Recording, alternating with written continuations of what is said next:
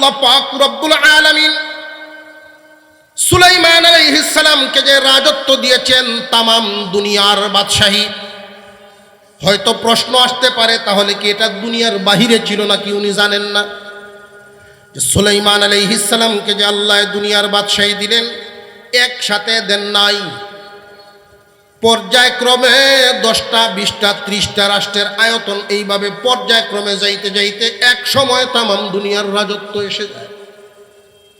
ওই সময় সেই অঞ্চলের নাম সাবা, দেশটার নাম সাবা নামক দেশ।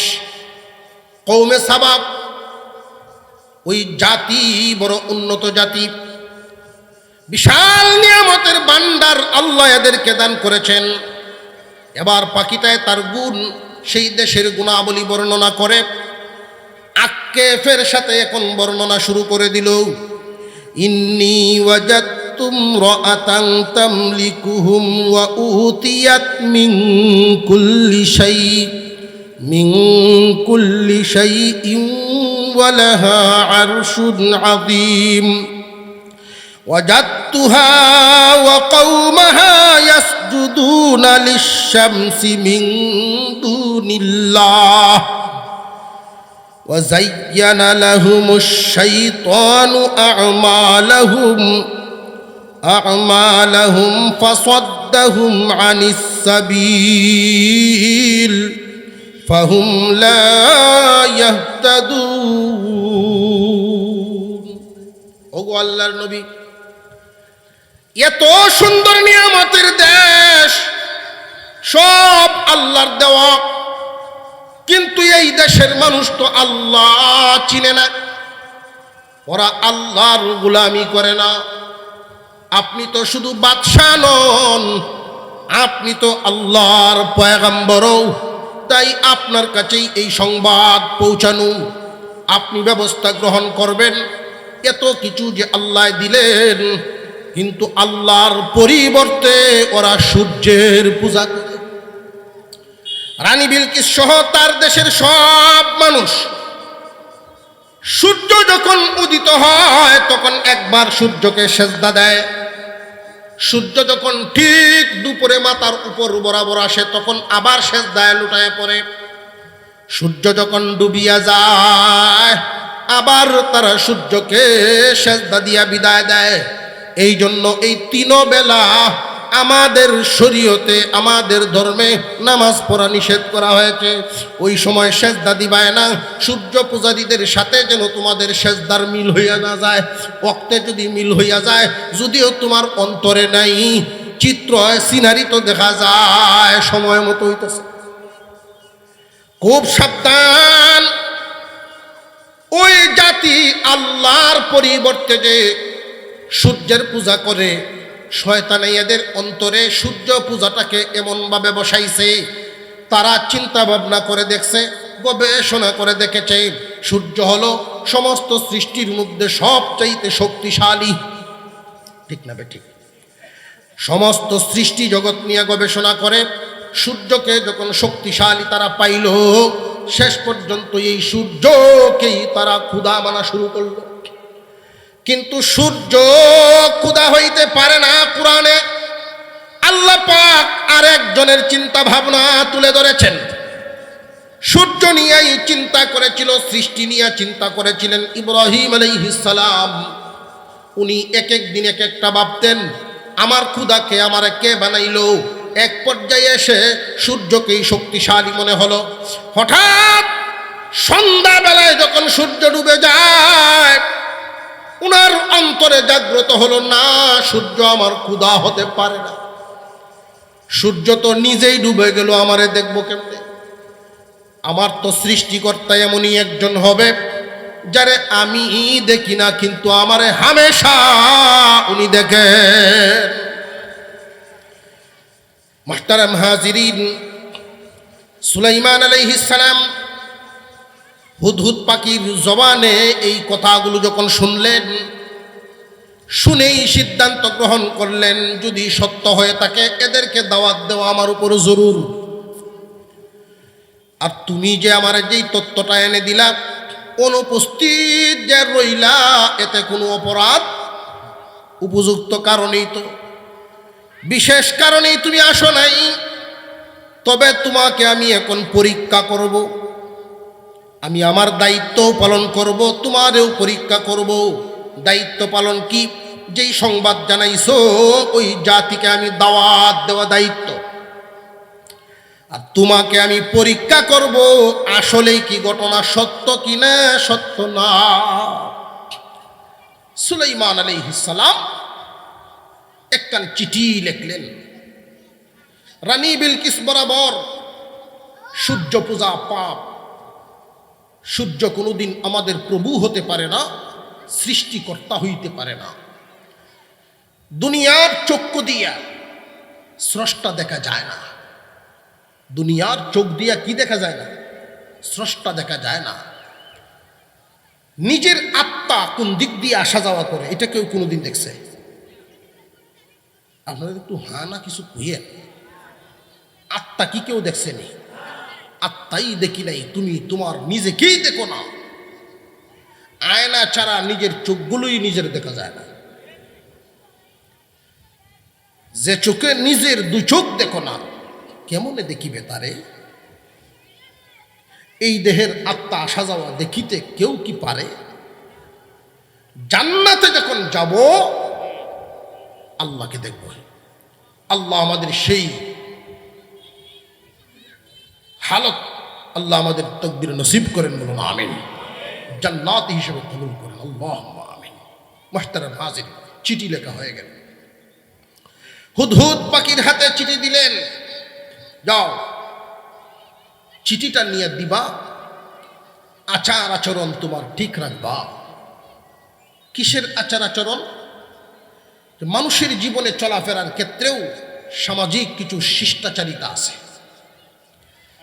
কাউকে আল্লাহ তাআলা দুনিয়ার বড় বানান, কাউকে আল্লাহ দিনের বড় বানান। কেউ দুনিয়ার বড়, কেউ দিনের বড়। দিনদার যারা হবেন তাদেরও উচিত দুনিয়ার বড়দেরকে তাদের হালতে মূল্যায়ন করা। আর দুনিয়ার বড় যারা হবে তারার জন্য খেয়াল থাকে দিনের বড়দেরকে সেই জায়গা মতো রাইকে তাদের সম্মান করা। সুলাইমান আলাইহিস সালাম হুদহুদ পাখির হাতে চিঠি দিলেন। নাও, যদিও একজন মহিলা, রাষ্ট্রের তো প্রধান, এই রানীর কাছেই চিঠি পৌঁছাইবা।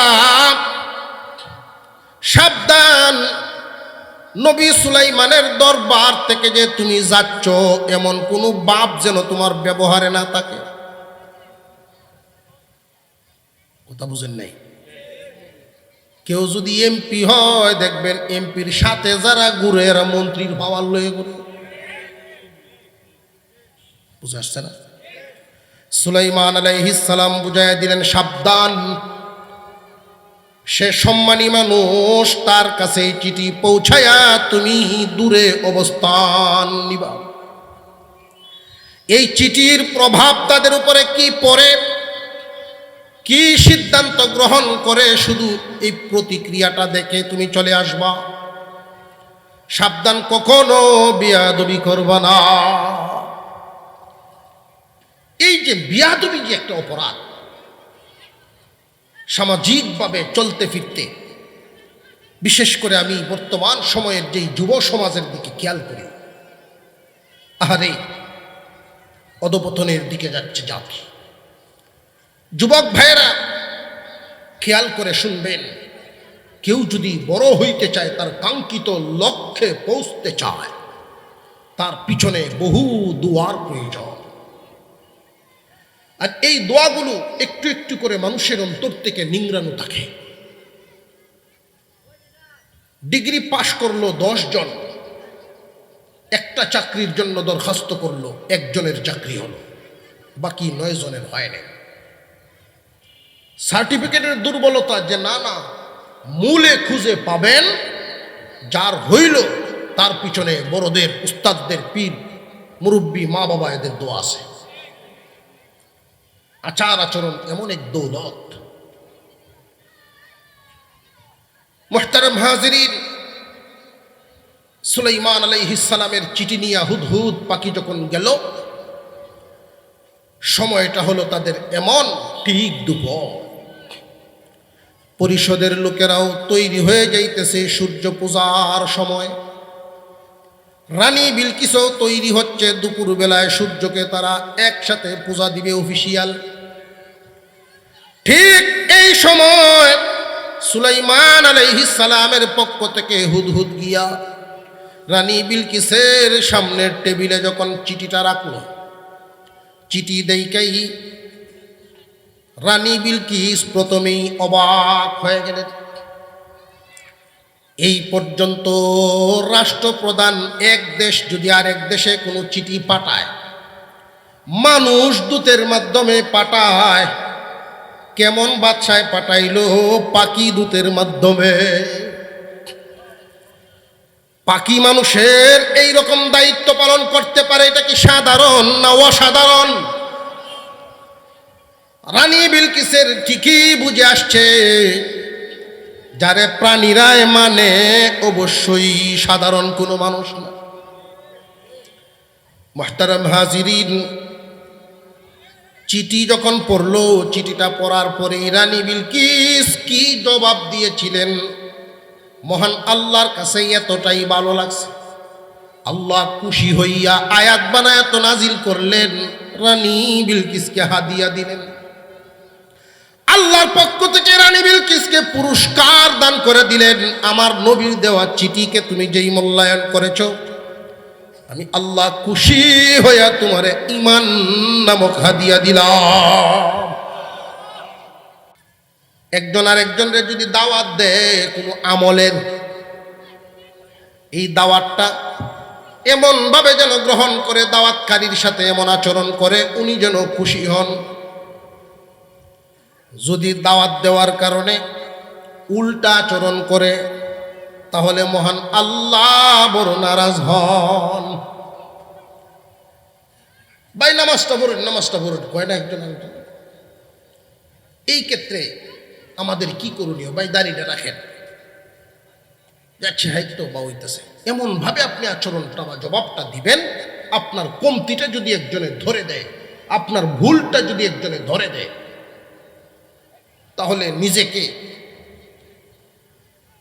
ভুলের ঊর্ধ্বে মনে না করে, ছোট মনে করে তার সাথে আচরণটা করবেন এমন ভাবে উনি যেন খুশি হন, তো আল্লাহ খুশি হবেন।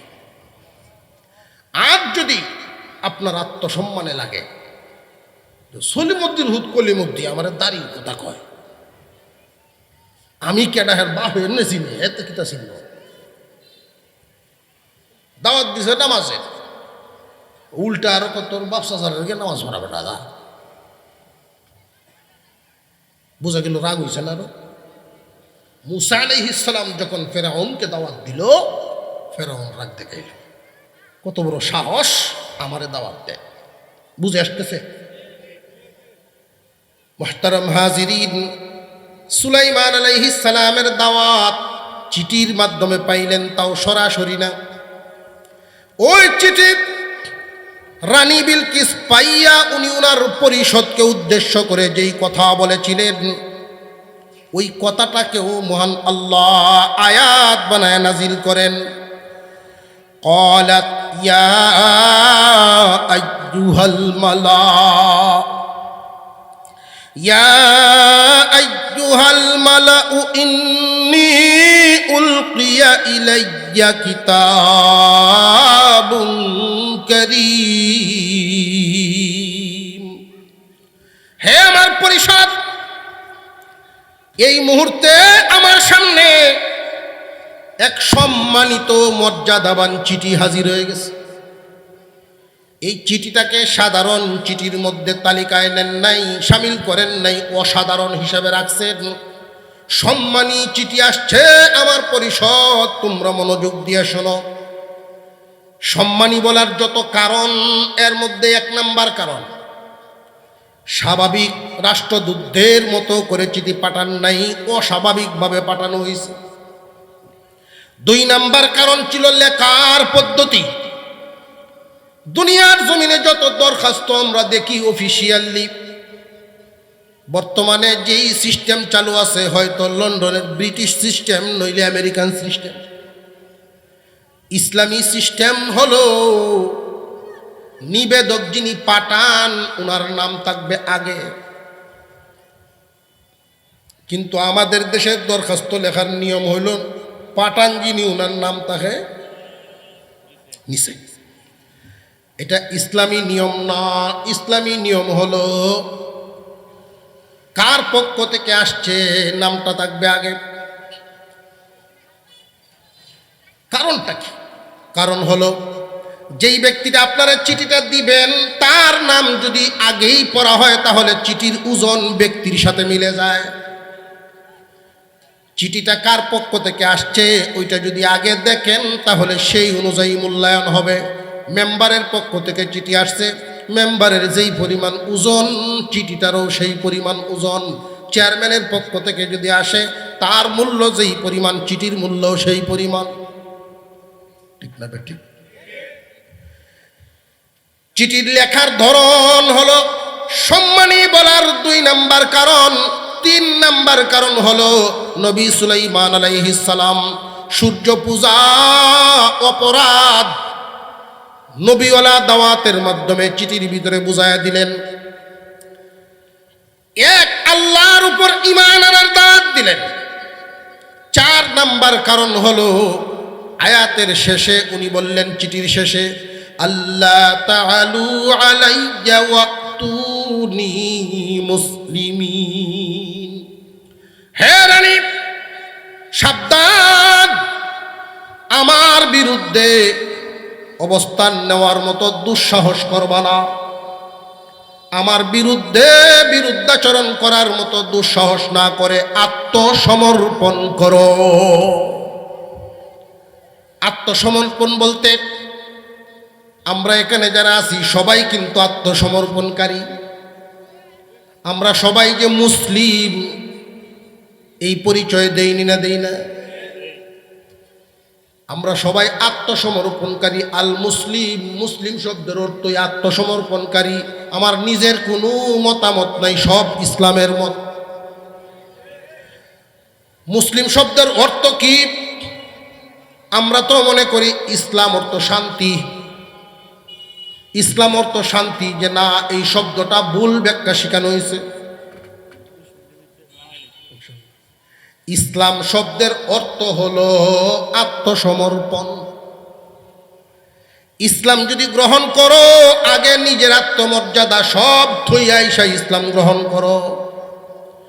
আল ইসলাম গর্দান নিহাদান, ঘাড় নোয়া দাও। তোমার মতামত চলবে না, ইসলামের মতে চলবে। সুলাইমান আলাইহিস সালাম রানী বিলকিসকে আত্মসমর্পণের কথা বললেন, তার বিরুদ্ধে দাঁড়ানোর মতো দুঃসাহস করবা না। এটা 4 নাম্বার কারণ সম্মানী হওয়ার। কোনো রাজা বাদশাহ এইভাবে বলার সাহস আরেকজন বাদশাকে করবে না সাধারণত, কিন্তু উনি যে বললেন শুধু বাদশাহী সুলভেই দাওয়াত দেন নাই, উনি নবীওয়ালা দাওয়াত দিয়েছেন। রানী বিলকিস বুঝে ফেলেছেন, এমনি তিনি সম্মান দেন নাই। যদিও নিজের বুঝ এসে গেছে, কিন্তু পরিষদ, এই রাষ্ট্র যদিও পরিচালনা করেন উনি রানী, কিন্তু কোনো সিদ্ধান্ত নিতে গেলে বিশেষ করে ধর্মীয় ব্যাপার, সূর্য পূজা করে তারা 1000 বছরের ঐতিহ্য, বহুদিন জাতির পর জাতি, জাতির পর জাতি সূর্য পূজা করে আসছে। হঠাৎ যদি এই বিষয় পরিবর্তন করতে হয়, দাঙ্গা হাঙ্গামার সম্ভাবনা আছে না নাই? মানুষের অনুভূতিতে আঘাত করে, মানুষের ইমেজে আঘাত করে এমন বিষয়ে যদি কোনো নেতায় সিদ্ধান্ত নিতে হয় বুঝে শুনে নিবেন, নইলে লাভের চাইতে ক্ষতি বেশি। মুহতারাম হাজিরিন, তাই রানী বিলকিস কোনো সিদ্ধান্ত দেন নাই। ওই রানী তার পরিষদকে উদ্দেশ্য করে এবার চিঠি পরে তাদের শুনাইয়া উনি বলা শুরু করে দিলেন। قالت يا أيها الملأ ইয়া আইয়ুহাল মালাউ আফতুনি ফি আমরি, হে আমার পরিষদ, এই মুহূর্তে আমি কি করতে পারি, এই ব্যাপারে কি সিদ্ধান্তে যেতে পারি, আমার একটা পরামর্শ তোমরা দাও। তার দেশের যেই সেনাবাহিনী ছিল এতটাই শক্তিশালী সেনাবাহিনী, তাফসীরের কিতাবের মধ্যে উল্লেখ করা হয় রানী বিলকিসের দক্ষ সৈনিকেরা এমন দক্ষ ছিল, এক একজন সৈনিক অন্য দেশের 1000 সৈনিকের মোকাবেলা করতে পারত। এই রকম অফিসারের সংখ্যাই ছিল বহু তার দেশে। শক্তি কি কম না অনেক? অনেক শক্তিশালী দেশ। যেই মাত্র মতামত চাইলেন পরিষদ খুশি হয়ে গেল। ইচ্ছা করলে রানী তো নিজেই সিদ্ধান্ত নিতে পারতেন, কিন্তু আমাদেরকে মূল্যায়ন করে যে উনি জিজ্ঞাসা করলেন, আমরা খুশি হয়ে গেলাম, আপনি আমাদের দেশের প্রধান, সিদ্ধান্ত আপনি যা নিবেন আমাদের কোনো আপত্তি নেই, আপনার সিদ্ধান্তের উপরে আমরা খুশি। আপনার শক্তি সম্পর্কে তো আপনার ধারণা আছে, আপনি যদি মনে করেন আমাদের নিয়ে তার সাথে মোকাবেলা করবেন তাও আমরা রাজি, যদি আত্মসমর্পণে যান তাও আমরা রাজি। রানী বিলকিস এবার পরিষদকে বলেন, ঠিক আছে, সিদ্ধান্ত আমি নিব, তবে এত জলদি না, আগে পরীক্ষা করে নেই উনি কি দুইটা অবস্থা, বাদশাহী নজরে দাওয়াত দিছেন নাকি নবীর নজরে দাওয়াত দিছেন। যদি নবীওয়ালা দাওয়াত দিয়ে থাকেন আপত্তি নাই, কারণ নবী কার? আরো জোরে কোন? ওলিগণ আল্লাহর ওলি। রানী বিলকিসের এতটুকুন বুঝ তার আছে, আল্লাহর ওলিগণ, আল্লাহর নবীগণ, তাদের বিরুদ্ধে যাওয়ার মতো দুঃসাহস যেন কোনো জাতি, কোনো সৃষ্টি না করে, কারণ আল্লাহ যার, আল্লাহর ছবি তার। রানী বিলকিস বুঝে ফেলেছেন যদি দাওয়াতটা ওনার নবীওয়ালা দাওয়াত হইয়া থাকে, আমি রানী বিলকিসের এই শক্তি দিয়া কোনো কিছুই হবে না, তার সামনে মোকাবেলা করার মতো দুঃসাহস আমি কখনোই করব না। আর যদি বাদশাহী দিক থেকে দাওয়াত দিয়া থাকে, আমার দেশের প্রতি লোভ করে থাকে, তাহলে তার সাথে আমার বোঝাপড়া আছে, কখনোই আমার দেশ তার হাতে উঠাইয়া দিব না। বুঝবেন কিভাবে? পরীক্ষা করব। কাউকে যদি পরীক্ষা করতে হয় সব চাইতে সহজ পদ্ধতি হইল অর্থের মাধ্যমে। অর্থ দিয়ে যদি তাকে আমি বুঝ দিতে পারি তাহলে বুঝে ফেলবো। অর্থ পায় যদি খুশি হয়ে যায় তাহলে প্রতি বছর বছর অর্থ দিয়েই তারে ঠিক রাখা যাবে, আত্মসমর্পণের কোনো প্রয়োজন নাই। আর যদি দেখা যায় যে না, অর্থের লোভ তার অন্তরে নাই, তাহলে নবীওয়ালা দাওয়াত এসে থাকলে অবশ্যই আত্মসমর্পণ করতেই হবে। লোভ এমনই মারাত্মক এক ব্যাধি। আমি একজন মূর্খ মাতাব্বর মানুষ পাইছিলাম জীবনে ছোটবেলায়। উনি বুড়া মানুষ, দাদা ডাকতাম। ওনার কাছে গেলেই কালিগত আমার তামুক ঘুরে দেয়। তামুক ছিঁড়ে উকা। উনি বলতেন যে তরে দে, যে আমি তামুক ভরাই কেন জানাস, আমি মুরব্বী মানুষ তো একটু খেদমত করি। উনি মূর্খ মানুষ, নামটা লিখতে পারেন না। আমাদের এলাকার 7 গ্রামের মাতাব্বর ছিলেন। ভিতর জাগ্রত কিছু কিছু কথা বলতেন। উনি বলতেন লোভে মানুষ অন্ধ হয়। লোভে কি হয়? অন্ধ হয়। লোভের সাথে আকলে পারে না। তো এটার অর্থটা উনি আমাকে বুঝালেন। লোভের সাথে আকল, তার যোগ্যতায় পারে না।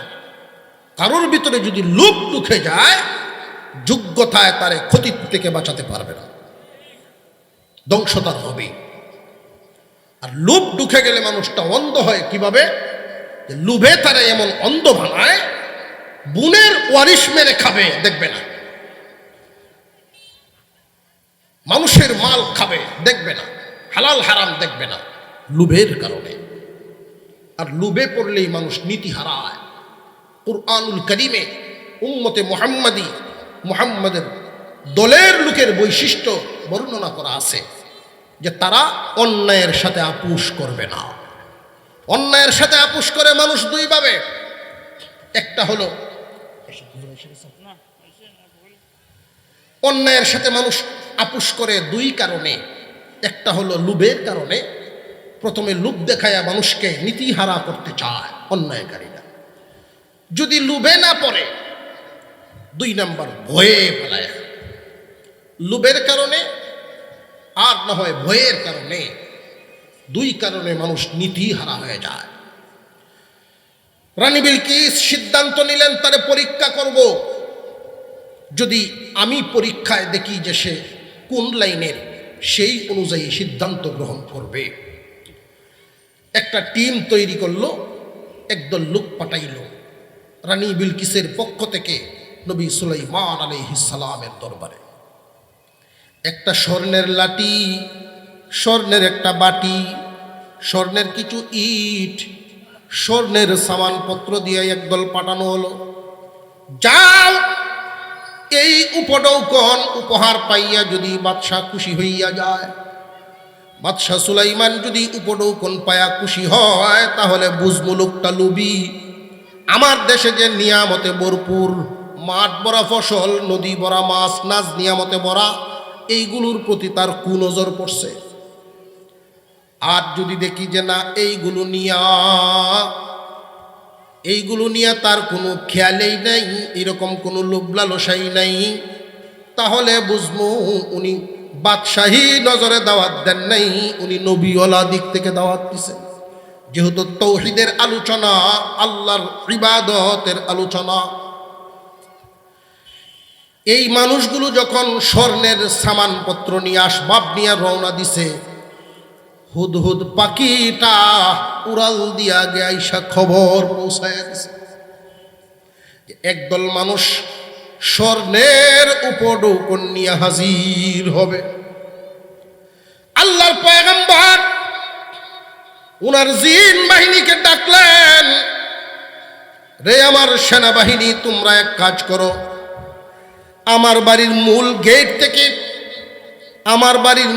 গেট থেকে 3 মাইল রাস্তা পর্যন্ত স্বর্ণের ডালাই করো। মেহমানরা আসতেছে, স্বর্ণের রাস্তা ডালাই করো। 2 রাস্তার 2 দিকে, 2 রাস্তার 2 কিনারে আফ্রিকার জঙ্গল থেকে হিংস্র প্রাণী আইনে বাইন্ধে রাখো। কোন শিকল দিয়া বানবা না, আমি নবী সুলাইমানের হুকুম দিয়া বানবা। বাঘ হরিণ একসাথে দাঁড়ায় থাকবে, এটা আমার হুকুম, ওইটা যেন তারা দেখে যায়। ওই স্বর্ণের রাস্তা দিয়ে যেন তারা হাঁটতে যায়। বাঘ ভাল্লুক ওই প্রাণীরা যে 2 কিনারে দাঁড় করায় রাখবা, এদের নিচে পাটাতন বানাইবা, স্বর্ণের ইট দিয়া পাটাতন সেনাই বলে যাইব তার উপরে। আমি নবীর কাছে যে এই স্বর্ণের কোনো দাম নাই, দুনিয়াবির কোনো দামই নাই, আমি মূল্যায়ন করি ঈমান। কারোর যদি ঈমানে গন্ডগোল, ঈমান যদি না থাকে, তার 4 আনার দাম নাই। যাররা পরিমাণ ঈমান নিয়েও যদি একজন মানুষ দুনিয়া ছাড়ে, আল্লাহ তাকে 10 দুনিয়ার সমান জান্নাত দিবেন। তাহলে ঈমানের দাম কি কম না বেশি? আমি দাওয়াত দিছি ঈমানের, আর আমার লাগি ফাটাইছে স্বর্ণতে। দেখে যাও, গফি বেটা ফারাত আডে গপসপ করে, এক বাড়ির সামনে গিয়া জিগায়, এই বাড়িওয়ালা বাড়ির ছোট এক বাচ্চা আইছে, 8-10 বছরের ভোলাবান। দেখবেন এমন কিছু ভোলাবান আছে বয়স 10, এটা 20-এর সমান বুঝে, এমন আছে না? দাদা আব্বা তো বাড়িতে নাই, কি দরকারে আসছিলেন বলেন? তোমার কাছে কইলে কি, ওই যে তোমাদের বাড়ির সামনে পুরান এক গাছ, বহু বছরের, এই গাছটা আমার দরকার আছে, শেষ বয়সে হাতের এই লাঠিটা বদলাইতে। তো ছোট বাচ্চায় বুঝছে যে গফি মানুষ তো এত বড় গাছ দিয়ে হুরান গাছ দিয়ে হাতের লাঠি বদলাইতে হয়েছে। আব্বা এই গাছ দিত না দাদা কেউ রে, বিশেষ এক নিয়ত করে রাখছে আব্বা এক কাম করবো এটাতে। কি কাম? আব্বা কি লালবে নাই বোন বুড়া যে দোল লইল কার দ্বারা কি দেখাইতে হয়েছে রে। এই বাহিনী যখন এইসব পৌঁছলো দৃশ্যটা শুধু দেখছে, কোনো পিঞ্জিরা নাই, কোনো শিকল নাই, রশি নাই, বাঘ দাঁড়ায় রয়েছে, চোখ শুধু ঘুরায়, মেহমান দিককে চোখ ঘুরায়, মেহমান দিককে চোখ ঘুরায়, আর একজনের দিয়ে খালি আওয়াজে। তো যারা পথ প্রদর্শক তারা বলতেছেন ভয় পাবেন না, আমাদের যেই বাদশাহ উনি শুধু বাদশাহ নন, আল্লাহর নবীও। যে সমস্ত প্রাণীরা এখানে দাঁড়িয়েছে বাদশাহীর শিকলে ওরা আবদ্ধ হওয়ার না, ওরা আল্লাহর হুকুমেই দাঁড়াইছে। প্রাণী জগৎ মানুষকে মূল্যায়ন করবে, মানুষ যদি মানুষ হয় ফেরেশতার চেয়েও দামি হয়। আপনাদের হবিগঞ্জ জেলায় একজন বুজুর্গ আলেম ছিলেন, উনি বাঘের কাঁধে ধরে কানও ধরে বাঘরে কানও ধরে চড়াইছেন, এমন ব্যক্তি ছিলেন। প্রাণীরা মানুষ চিনে, প্রাণীরা ফেরেশতা চিনে, এমনকি কবরের আযাব কোন জায়গায় কি হচ্ছে প্রাণী জগৎ বুঝতে পারে। বৃষ্টি কখন হবে আবহাওয়াবিদরা জানবার আগে প্রাণীরা জানে। মুহতারাম হাজিরিন, তারা আসলো এই হালত দেখিয়া, এরা যে মালপত্র আনছি একজন আর একজন রে জিগায় স্বর্ণের রাস্তা, ওনারে স্বর্ণের এই লাঠি কি দিতাম, কি আনলাম আমরা। আর একজনে কয় ব্যাগের ভিতরে যে ইটগুলো আনছি চেয়ার বানানোর ইটটি হলায় দেয়, মেইন গেটে ঢুকবার সময় যদি চেক করা হয় আর ইট পায় মনে হবে কিন্তু চুরি ঝুলেছে। এইভাবে তারা যখন উঠল আপ্যায়নের শেষে নবী সুলাইমান আলাইহিস সালাম বললেন যে তোমরা স্বর্ণের উপঢৌকন নিয়ে আসছো, তোমাদের দেশ উন্নত নাজ নিয়ামতে ভরা, তোমাদের যদি এমন ধারণা হয় এগুলোর প্রতি আমার লোভ আছে, তোমাদেরকে বিষয়টা বোঝানোর জন্যই আমার এই দৃশ্য তৈরি করা। আল্লাহওয়ালাদের নজরে বিলাসিতার প্রতি কোনো লোভ থাকে না। তো আল্লাহওয়ালারা অনেক সময় বিলাসিতা করেন কেন? জাতিকে বোঝানোর জন্য যে করাটাও জায়েজ আছে। রশিদ আহমদ গঙ্গোহী রহমতুল্লাহি আলাইহি উনি যে পাঞ্জাবির কাপড়টা পরতেন, উনি যেই কাপড়টা দিয়ে পাঞ্জাবি বানাতেন তখনকার সময়ে ওনার আশেপাশের জমিদাররা যেই কাপড় পরতো এর চেয়ে 15 টাকা গজে বেশি গঙ্গোহী রহমতুল্লাহ আলাইহি পরতেন। কেমন শান! ওনার সময়েরই আরেকজন বুজুর্গ দেওবন্দ মাদ্রাসার প্রতিষ্ঠাতা আল্লামা কাসিম নানুতুবি রহমতুল্লাহি আলাইহি, উনি তালি দিয়ে ঘুরতেন, মাঝে মাঝে কাপড় তালি দিতেন। তালিও বেতালা তালি। বেতালা তালি বলতে সাদা কাপড়ে যদি সবুজ রঙের টুকরাতে তালি দেয় বেতালা না। তো একই মজলিসে দুজন হাজির, মানুষের ভিতরে কানা গোসা শুরু হয়েছে যে একজন দেখো শানওয়ালা আর একজন কত সাদা মাঠা, উনি আল্লাহওয়ালা বেশি, উনি বুজুর্গি ওনার বেশি। এই কথাটা উনি শুনে ফেলছেন। উনি মানুষের সামনে দাঁড়ায়া বললেন, ও জাতি শোনো, বুজুর্গি পাঞ্জাবির কাপড় দিয়া মাপবা না। আমি যদি উনার গায়ের জামাটা পরিধান করি সাথে সাথে আমার ভিতরে একটা অহংকার এসে যাবে, আমি ওজনই বহন করতে পারবো না, এই জন্য আমি পরি না। আর এর চাইতে হাজারো মূল্যের দামি কাপড় যদি দেওয়া হয় তবুও তার অন্তরে কোনো কিবির অহংকার ঢুকবে না। এই জন্য আল্লাহ ওয়ালারা দুনিয়ার চাকচিক্যের সাথে আখেরাতের হিসাব মিলায় না। তারা আসার সময় ভদ্রতার সাথে আইসি, আস্তে ধীরে যাওনের সময় 2 কাইক 8টা 4 কাইক দৌড়িয়া এইভাবে ভোটছে গিয়ে কবর জানাইছে, উভয় নাই। উনিও তো আগের থেকেই অনুমান করা আছে, সাথে সাথে উনার দলবল নিয়া আত্মসমর্পণের জন্য তৈরি হয়ে রওনা দিয়ে দিলেন। আসলেন, শেষ পর্যন্ত রানী বিলকিস ঈমান গ্রহণ করেছেন। ঈমানের দাম বেশি না দৌলতের দাম বেশি? আল্লাহ তাআলা আমাদের সকলকে ঈমানের হেফাজত করে ঈমান সহকারে দুনিয়া ছাড়ার তৌফিক দেন, বলুন আমিন। ওয়া আখিরু দাওয়ানা আনিল হামদুলিল্লাহি রাব্বিল আলামিন। আসসালামু আলাইকুম ওয়া রাহমাতুল্লাহি ওয়া বারাকাতুহু।